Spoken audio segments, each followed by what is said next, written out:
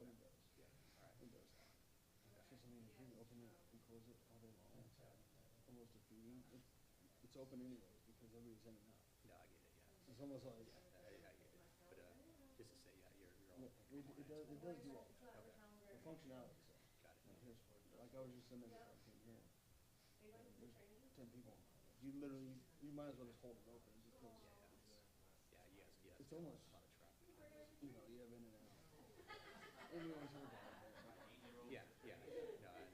Yeah, you guys are cool, but just wanted to Thank you. make No, sure. I figured you're we're doing doing the that stuff. gala because the welders coming out anyways to do a band stage for us. Oh yeah. Did you get a copy of that? I'm gonna present that tonight. Okay, good. Yeah. Yeah, turning that back building into something else. Like this is just stuff. Right, man. CDPH and all Yeah. that nonsense. That's not. Yeah. They gotta come out and all call machines certified. Yeah. There's a lot before we even post training. Yeah. Many more steps. Yeah. It's actually probably if you're fast, maybe 6 months. Really not 12 months. Just get them to say, okay, we're starting. Yeah. You know, even after you get started license. Yeah. There's all that stuff. Yeah. Machines are custom, you know, pretty much all this stuff. I mean, there's tweaks and modifications. So, and all the reviews and that stuff is part of it. Did the state do something to kind of expedite some of that stuff? Yeah. Here you go, Chuck. Appreciate it. I was telling your son, you know, we support you 100%.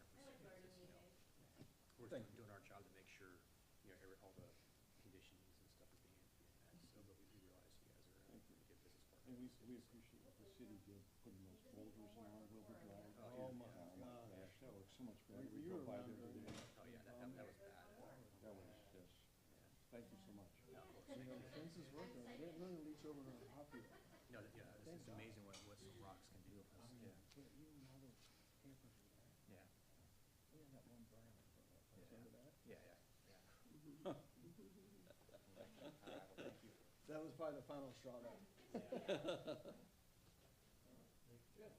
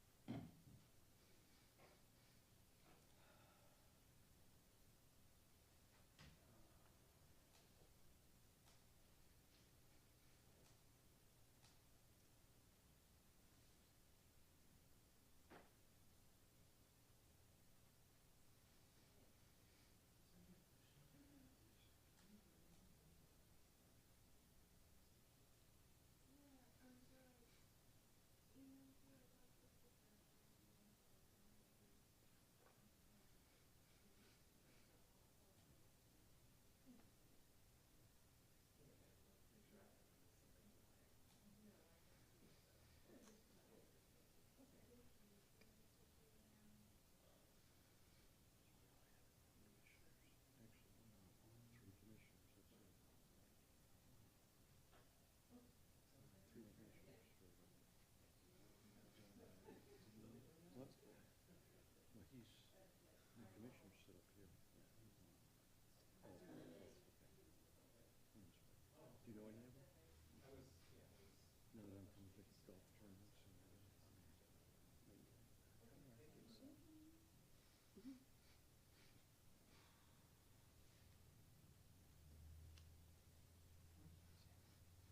huh? Yeah, yeah.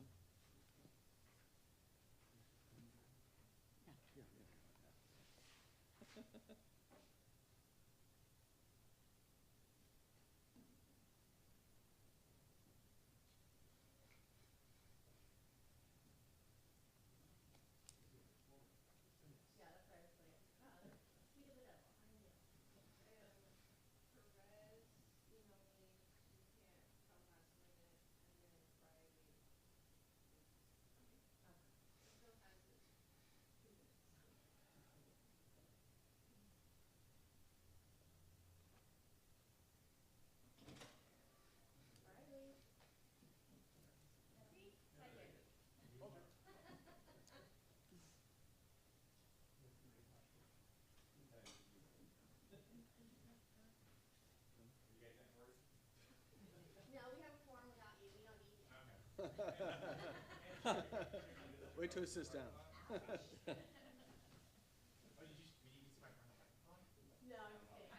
He doesn't look like Jennifer.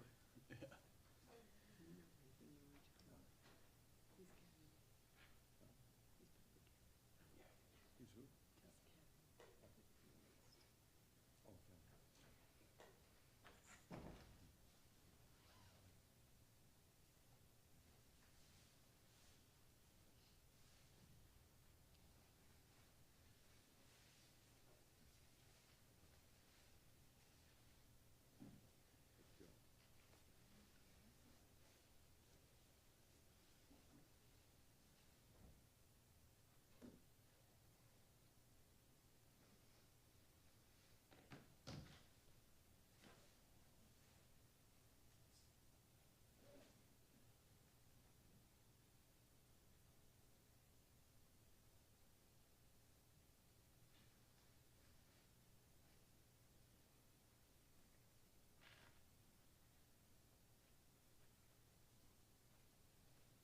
go. Okay. Good evening and welcome to the City of Antioch Planning Commission meeting of November 19th, 2025. It is 6:30 p.m. and I'm calling the meeting to order.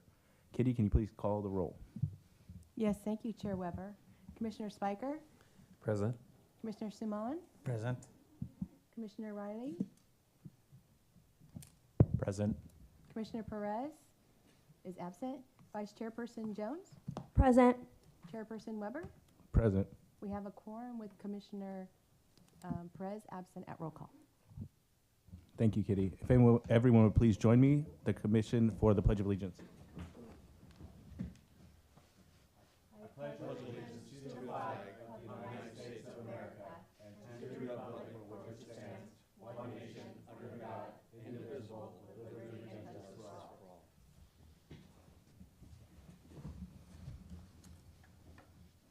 For persons desiring to address the commission on an item that is not on the agenda, please note that each speaker is limited to 3 minutes. The Brown Act limits the commission's ability to discuss or respond to items that are not on the agenda. Please fill out a speaker card and place it in the card tray. Are there any public comments on non-agendized items? None received. Okay, I'm closing the public comment period. Next is the consent calendar. Consent calendar items are considered routine and will be enacted on by one motion. By approval of the consent calendar, the staff recommendations will be adopted unless otherwise modified by the commission. There will be no separate discussion on these items unless a member of the commission or a member of the public requests removal of the items from the consent calendar. We have the following items on the consent calendar this evening. Item 5-1, Planning Commission meeting minutes, September 17th, 2025, and item 5-2, Planning Commission meeting minutes, October 1st, 2025. Do we have any members of the public who would like to speak on this item? None received. May I have a motion? I motion to approve the minutes.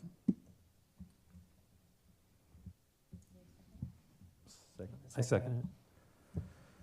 We have a motion and a second on the question. Kitty, may I have a roll call vote? Yes, thank you, Chair Weber. Commissioner Spiker, Aye. Commissioner Simon, Aye. Commissioner Riley, I'm going to abstain. I was absent at one of the meetings, but and I don't want to have to worry about splitting this up, and I think it'll pass regardless. So I'll abstain from this. Vice Chair Jones, Aye. Chairperson Weber. Aye. The motion passes 4-1 with Commissioner Riley abstaining to approve the consent calendar. Next item is public hearing. Item 6-1, Contra Costa Farms, UP 2025-009. This is at 3400 Wilbur Avenue. The applicant, Michaela Frey, is requesting a use permit to allow for a Type 7 volatile manufacturing license at an existing building at the operating Contra Costa Farms cannabis business at 3400 Wilbur Avenue, APN 051-051-021.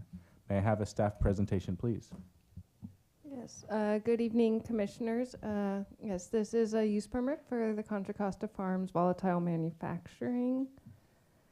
So Contra Costa Farms is located at 3400 Wilbur Avenue. It's the highlighted parcel here, just off Highway 160. Contra Costa Farms is an existing cannabis business. There's a dispensary located towards the front of the parcel that you can see off Wilbur. And then tonight, we're discussing the manufacturing to occur in an existing building towards the back. So it's an existing building that's already part of the cannabis business. So the request is a use permit to allow this volatile manufacturing. It's a Type 7 license, and the California Cannabis Control has different license types. So Type 7 is for manufacturing cannabis products using a volatile solvent like butane or propane, and it's volatile in the sense that it produces a flammable gas or vapor. The other type would be Type 6, which is non-volatile, so that's using other things that aren't flammable in the same way. I'll also say that as part of the approvals that Contra Costa Farms have, they have non-volatile manufacturing approved. So for some background, I think this may be our first cannabis item in a while at the commission. The city of Antioch first adopted an ordinance allowing cannabis businesses in 2018. Since then, we've had some changes to the ordinance, including adding additional overlay areas, like in the Summersville area and downtown, for dispensaries, and then some minor changes about separation requirements and just some kind of cleanups. Our cannabis ordinance requires use permits for cannabis businesses be approved by the city council. Other use permits you see are just approved at the planning commission level, but all cannabis is approved at the city council level. So this project site is within the Cannabis Overlay District 1. That is the only district that allows Type 7 licenses, but they have to be a non-multi-tenant building, so this is like its own standalone building. So it could be permitted. So City Council approved the Contra Costa Farms cannabis business in 2019. They allow cultivation, non-volatile manufacturing, distribution, and a retail dispensary. The ultimate build-out of the project is 2 phases, including new construction for cultivation in the second phase. Since this is proposed to occupy an existing building, it's all still considered within the first phase when you read the conditions. So staff recommends that the Planning Commission recommend that the City Council approve this use permit. You'll see within the conditions of approval in the resolution that it requires compliance with the original conditions of approval, and those are very detailed regarding security, odor, ultimate build out of the site. So this is really just trying to allow this type of manufacturing at an existing facility. So the applicant's here, and I also have Captain Bittner from the police department if you have questions as well.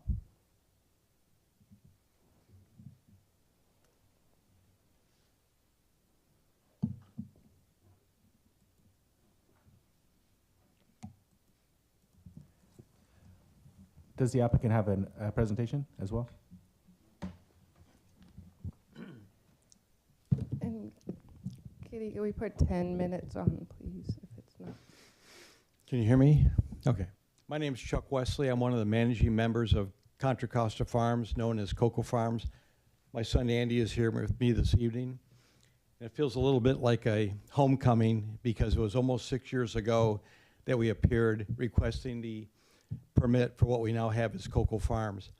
And you'll see that it was approved. We opened on Christmas Eve 2019, and shortly thereafter we became basically the #1 dispensary in the state. We were doing 150,000 a day in collections. It's not the case anymore for a variety of reasons, but you can see the benefits we provided to the community through taxes and through donations to these local communities, local charitable organizations.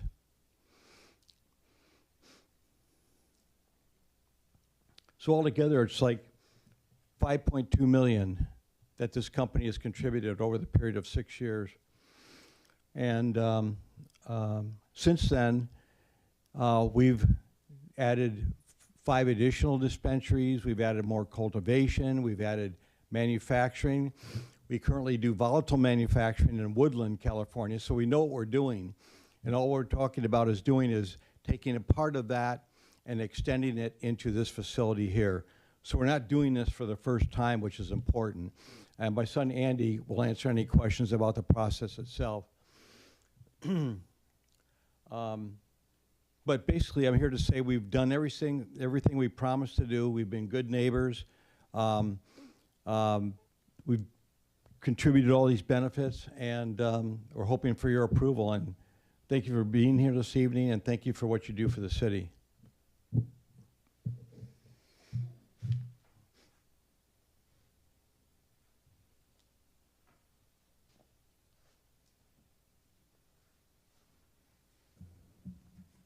For anyone who'd like to speak on this, I will now open the public comment period. City staff, please proceed with identifying the speakers, who will have 3 minutes to address the commission. Do we have any public comments? I've received no other additional public comments. Okay, public comments is now closed, and the item is back before the commission for discussion. I guess I'll go first. I only had 2 questions. One in regards to employee safety, because it's a volatile item, PPE equipment requirements for that. So if you can just go over that for the employee safety, because obviously there is chemicals involved. And So the process to get the volatile approved by the state is multi-step. And the machines that we have to get certified by the state and the CDPH and all the different bureaucratic groups in between here and actually functioning is exorbitant. So it's not, you know, we get approval from the council and we're good to go. There's so many more steps, right? The machines have to be, they're almost all customized, and then they have to be certified by a third party before we can even turn them on. So there's so many steps. And then the machine itself sits inside what's called a C1D1. It's a contained and closed environment inside the building. So it's like a container, but it's not. It's a controlled environment, so it controls anything that has to do with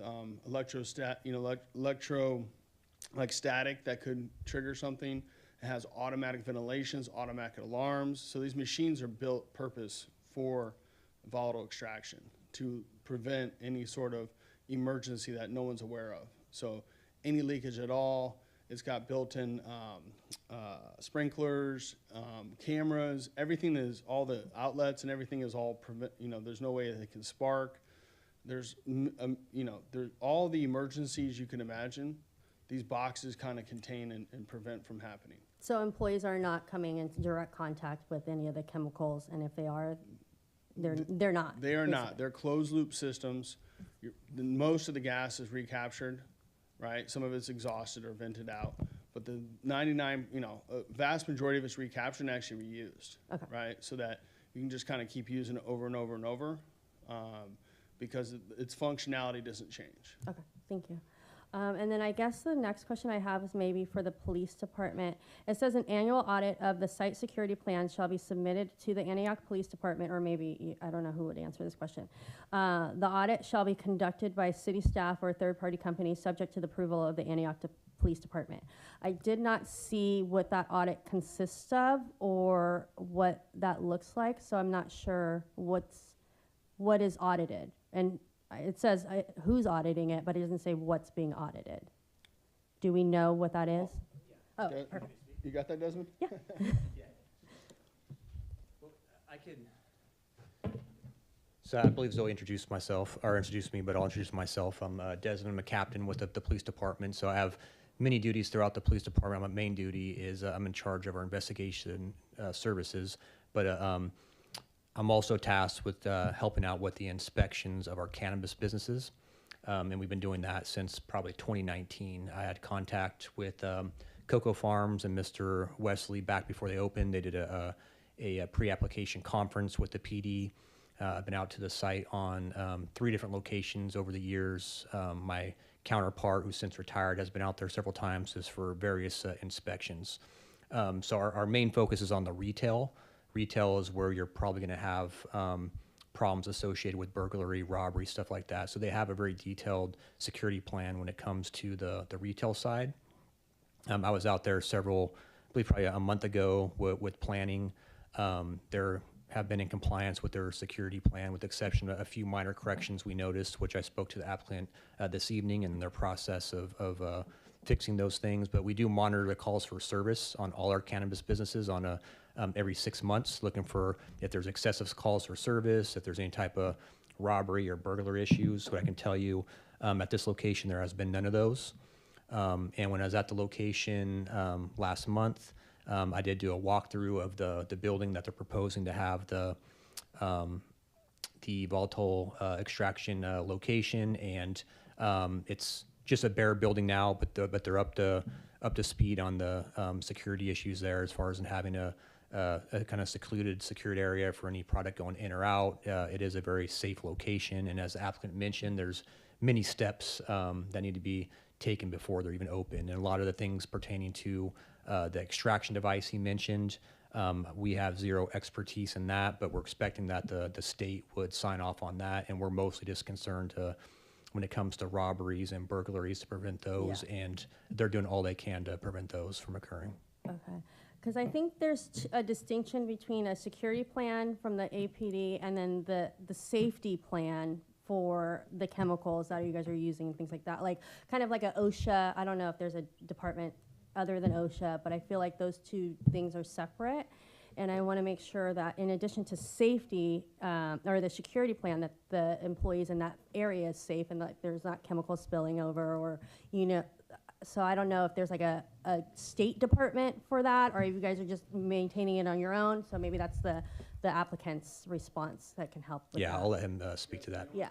Security I get, and I appreciate that you guys are doing well on that and So- not having calls. So Courtney, you're right, 100%. The state has many steps just to get approved. Yeah. They will require different plans just to get machines, the footprint of the operation, what's going on where. So there's multiple layers before we can get operational. And that's audited on an annual basis, or once they approve Well, you guys are good to go and No, they the don't state look at you? audits annually, if Okay. not more often. Okay, that's what I and- just want to make sure. The machines that have to be recertified some frequency, Okay, right? So I think there's a lifetime on the frequency of that. I think it's 1 or 2 years or 3 years, somewhere in there. okay, We haven't gone through one of those in the other facility we have yet because we bought it and it was already operational. okay. I So- appreciate that. Thank you. Those are all my questions. Anybody else?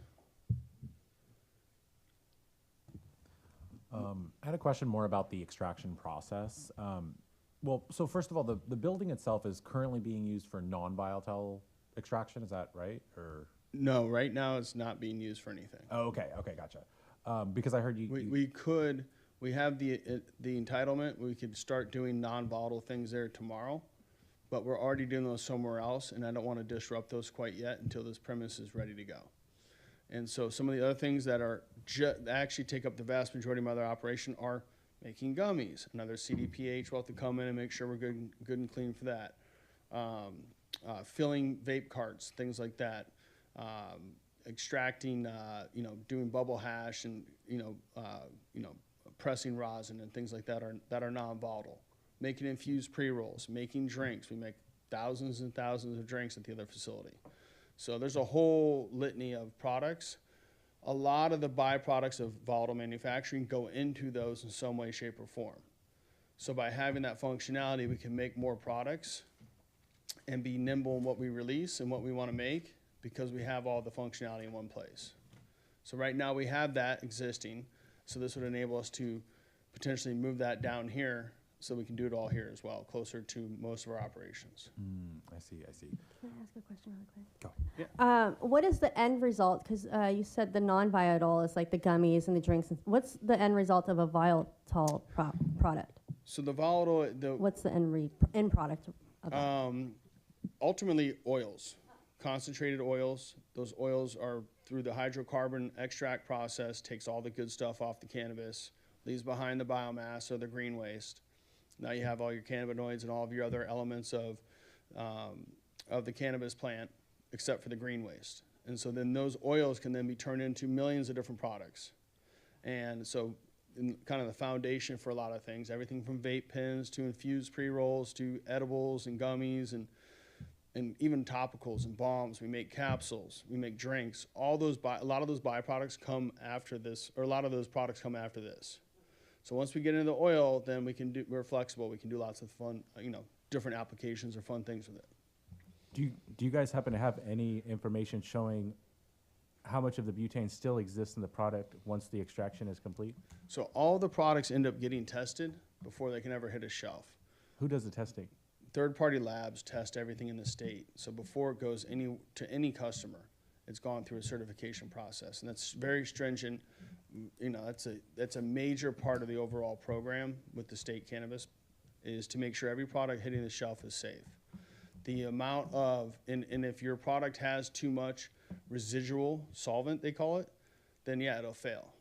And so you won't be able to put that product out. So your process removes the vast majority of that so that it is safe. And so there's not, we would never put out a product that's unsafe, but there's a third party that makes sure that for every single SKU that hits the shelf, every single time, even if we make the same product over and over and over, for the 100th time, they still test every single batch. I think the problem that I have with this is that, again, this is man taking something that occurs naturally that I don't believe it's amoral, right? It's for the use of whoever's using it in a supposed or assumed and hopeful responsible fashion. And then man gets a hold of something, we start making it different. It no longer becomes, we're not talking about the backyard boogie that, you know, your grandpa used to have in his sock drawer, right? We're talking about something totally different. And I think when I think of legacy in the city of Antioch, I think about what do we want to be seen as and what are we leaving behind for our children. And manufacturing marijuana it's not necessarily the legacy that I want for my children, and especially with things like gummies that look like they're, you know, okay for children to eat. My kid can't tell you the difference between a gummy worm and something that has marijuana in it, or an edible THC product, right? There's no the product doesn't tell, you know, the consumer what it is, right? So I think that's where I have a difficult time in my judgment in making a decision on something that is supposed to be recreational and then turns into, you know, we're always pushing the line of what that looks like, right? So I think that's where I stand on this particular item. I think there's, you know, there's opinions of all these different things. Regardless of your opinion on this, the products are everywhere out there being made somewhere.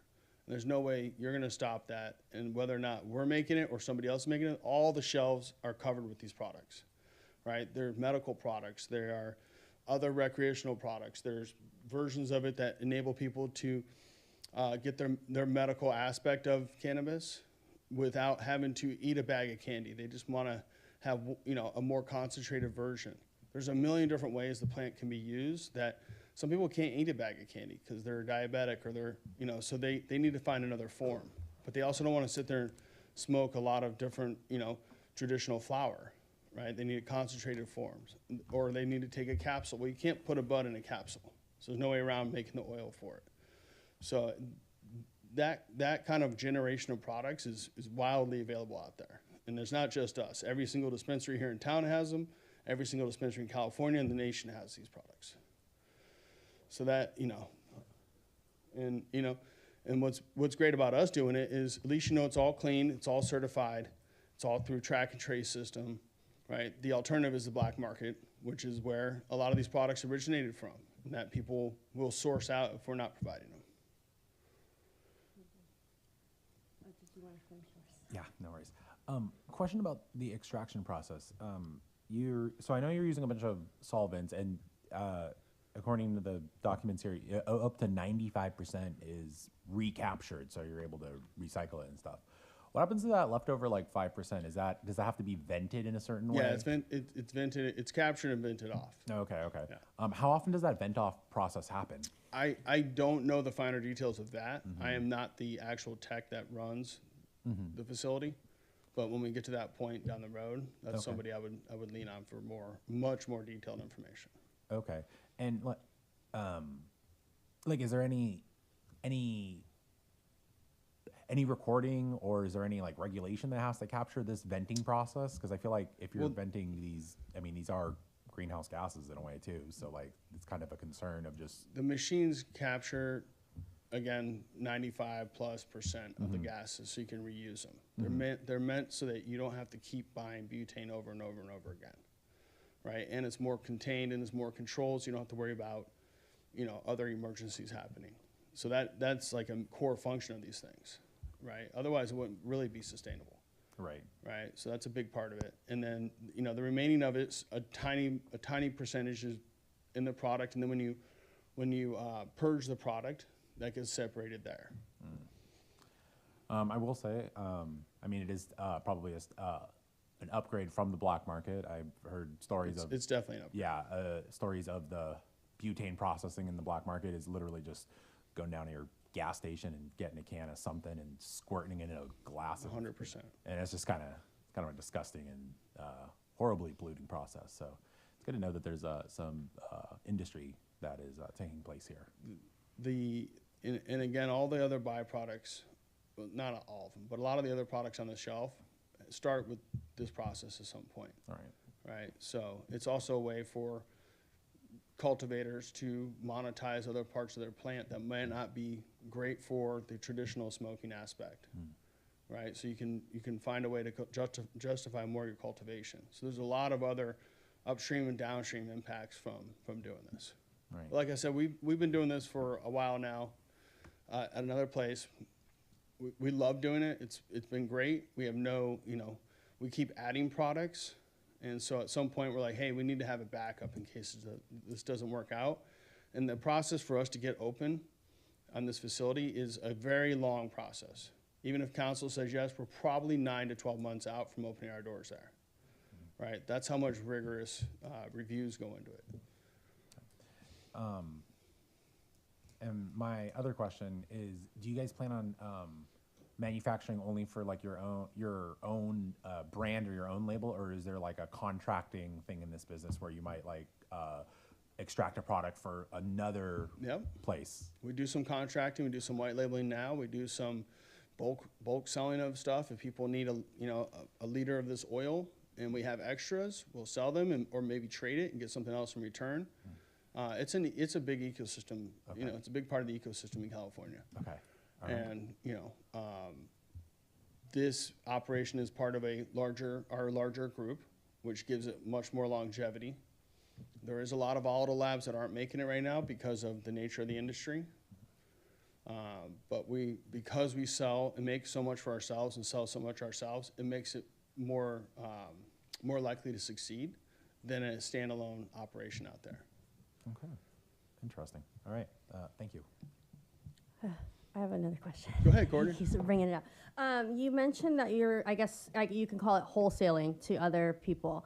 And I know that at the dispensary they have a higher sales tax because it's weed. You guys have the higher sales tax on the wholesale as well that the city captures, or is it just regular sale tax because it's like It's the same product? tax. Okay. Yeah, It's but the it's a higher- lot lower. It's lower revenue because most of the time it's not a finished product, Yeah. right? So it goes out and then Lower cost point, but it's the same higher tax point, Yes. price point. Okay, thank you.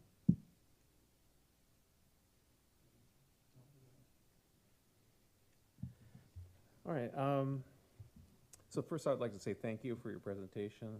I think based on what your presentation revealed about the process and the reasoning behind why you're seeking this approval, and the materials that were provided by staff regarding the business and your essentially your reputation, formed over all these years, that it seems like a net plus to me. It seems like the goal basically is to provide a business who operates in the city of Antioch with a more efficient way of managing their business. And as such, I think it's a good proposal. The only question I really had was the same basic question on safety that was posed by Vice Chair Jones. You've answered that. This is essentially a self-contained area within a building. And I presume that should there be some sort of emergency, let's call it an explosion, if you will, that the effects of that explosion would be contained either within the container or within the building itself, or combination of the two. Yep. So the only question I had, just out of curiosity, was you have approvals for the construction of additional buildings to further expand your business. Are there any plans to do so? So we went really far down the path of trying to get power going, and it would have cost us about 20 to 24 million, if I remember correctly, in generators to convert the gas pipe we have in the back to convert power, because the power station across the street doesn't have enough power for our grows. So in a weird way, it was fortunate that we didn't have power, because we would have built those buildings. We might have been regretting it right now, because right now, cultivation licenses are, you know, a dime a dozen out there, and indoor facilities are dime a dozen. So we could have done a 30, 40, $50 million build out and be regretting it right now. But because we didn't have immediate power, we had to come up with this other way of converting an old gas pipe that's still there, that was still on, and we could use it and turn that into power. It slowed us down to the point where we saw what was going on in the market, and we said, hold on, we don't need to build this right now. So, you know, sometimes you get lucky, sometimes, you know. Let me add to that. Twice we applied to PG&E for the additional power, and both times the process went dark.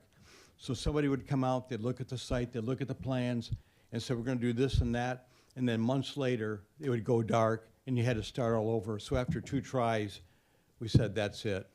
Meanwhile, the price of flour in the wholesale market went from like 2,200 to 1,000 a pound, and no longer was economically viable to build those facilities, frankly. So All right, so the likelihood is they're not going to be probably, constructed anytime in the near future. probably not. If anything, we might come back and say, hey, we want to change it to greenhouses and grow basically contained greenhouses.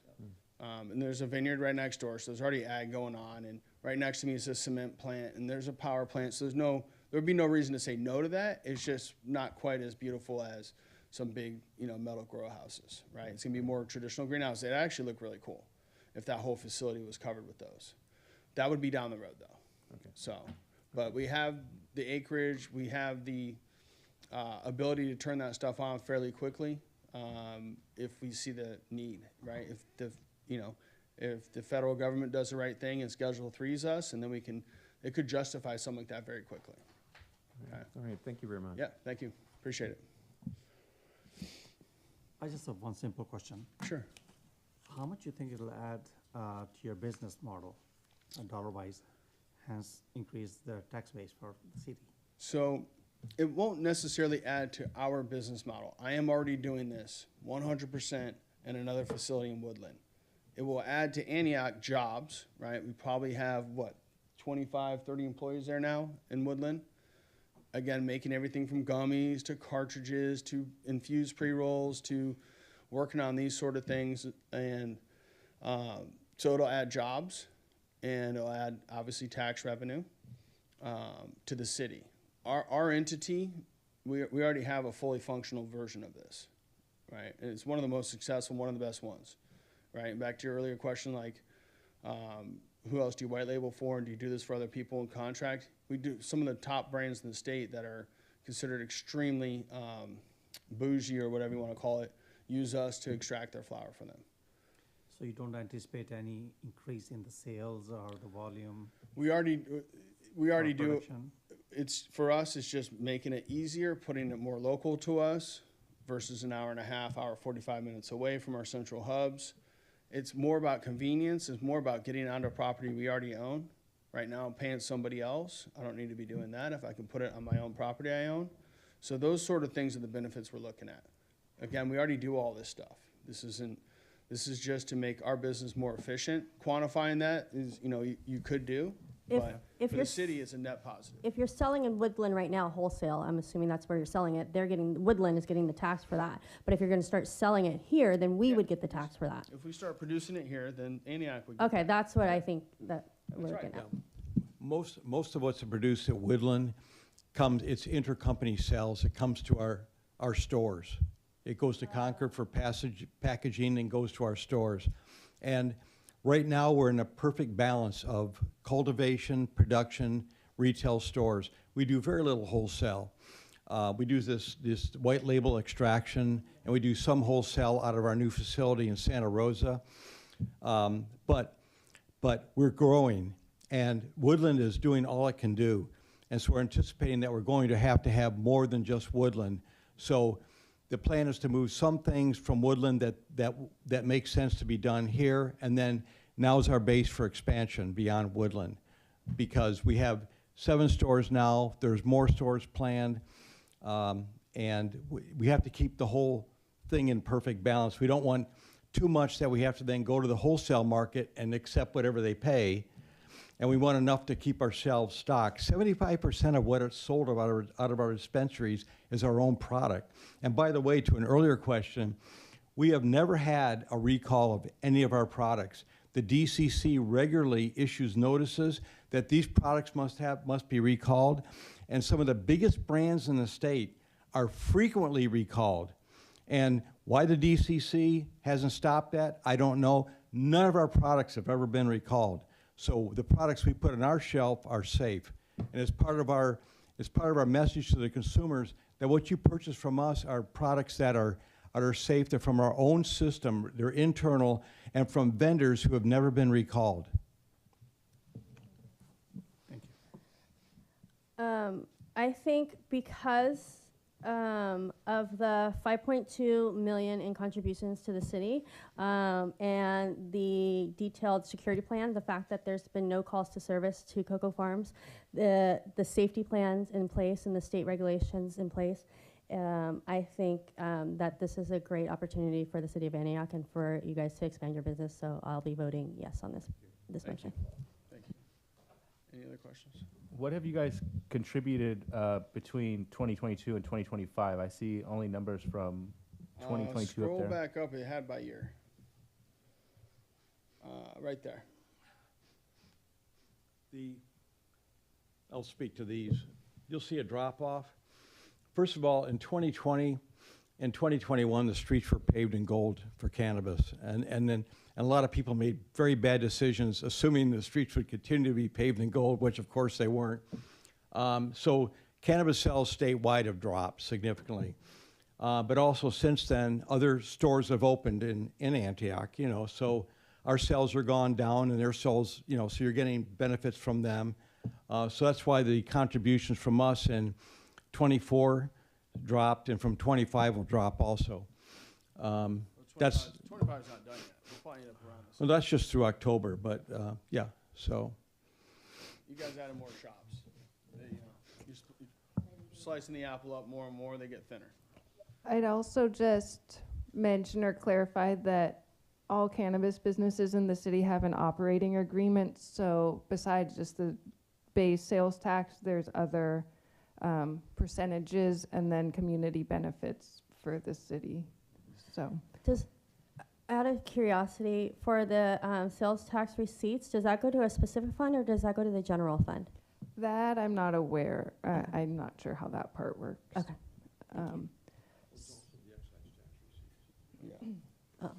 Yes.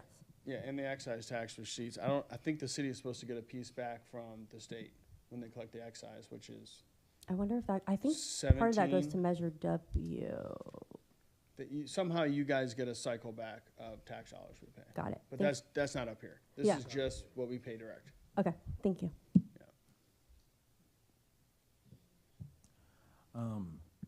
You know, I hear what Commissioner Weber is saying about how the legacy of Antioch. I wish there were better things than just the cannabis industry. And do we want our children's jobs to be going here? And but at the same time, I gotta. This is people's free will, and as you mentioned, this is what a lot of people. This is happening everywhere in the city, everywhere in the state, everywhere in the nation. And as much as I'd say like the employment opportunities in Antioch, I think it'd be, I would like to see Antioch residents work for this ma and pa store more so than working for Amazon right up the street, doing things that for that multi-gajillion-dollar company. So, I think this is also a good opportunity. So yeah, I think that's something to be said. But with that, I'd like to make a motion. Make a motion to approve item 6-1, Contra Costa Farms, UP 2025-0009, 3400 Wilbur Avenue, APN 051-051-021, as written. I second the motion. Can I have a roll call vote, Kitty? Yes, thank you, Chair Weber. Commissioner Spiker, Aye. Commissioner Simon, Aye. Commissioner Riley, Aye. Vice Chairperson Jones, Aye. Chairperson Weber. No. The motion passes 4-1 with Chairperson Weber voting against to recommend the City Council approve the use permit for the Type 7 volatile manufacturing license at the existing Contra Costa Farms business at 3400 Wilbur Avenue, APN 051-051-021, UP 2025-0009. Thank you. Thank you. Appreciate it. Thank you. Thank you. All right, we're moving on to written oral communications. Are there any written or oral communications? Have a good night. Thank you. Good night, you guys.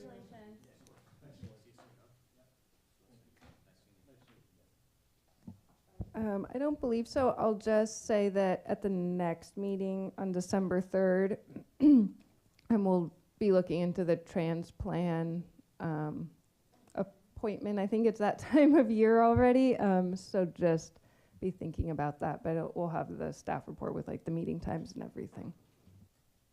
Do you think we'll have one meeting next month or two? I'm thinking one.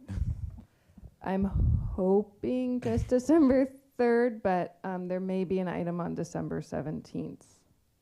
So as soon as I know, I'll let you all, we'll plan for that. But just now, please keep your calendar open. All right.